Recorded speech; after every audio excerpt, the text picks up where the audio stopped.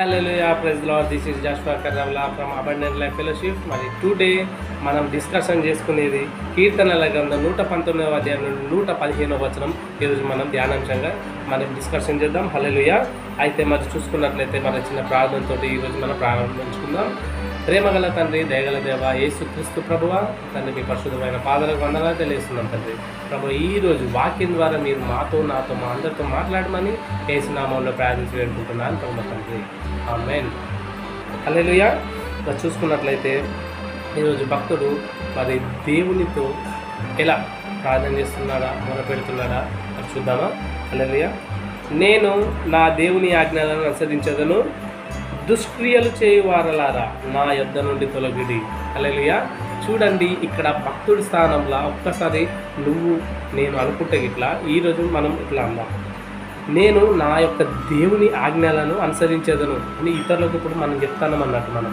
నేను నా యొక్క దేవుని ఆజ్ఞలను అనుసరించేదను, దుష్క్రియలు చేయువారలారా, ఎవరైతే మరి చెడు చేసేవాళ్ళారా, నేను నా దేవుని ఆజ్ఞలను అనుసరిస్తానంటే శిరసా వహిస్తాను. అయితే దుష్క్రియలు చేయవాళ్ళారా అంటే చెడు కార్యాలు, చెడు చేసేవాళ్ళారా నా యొద్ద నుండి తొలగుడి అంటే నా దగ్గర నుంచి పొండి అని ఈరోజు మనము అనాలి. హల్లెలూయా. ఈరోజు భక్తుడు అలాగే అంటున్నాడు.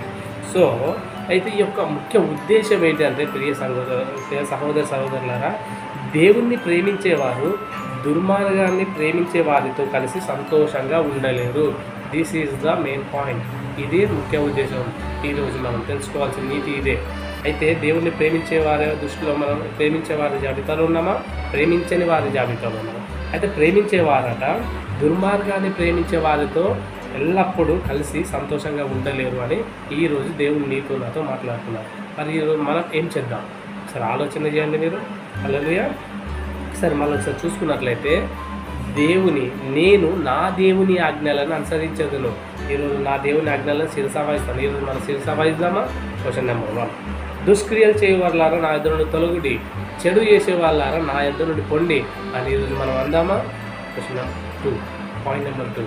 మరి ఈరోజు దేవుడు నీతో నాతో ఇదే మాట్లాడుతున్నాడండి. హల్లెలూయా. మనం దుష్క్రియల నుండి దూరంగా ఉండాలి, మరి ఆయన యొక్క ఆజ్ఞలకు దగ్గరగా ఉండాలి. హల్లెలూయా.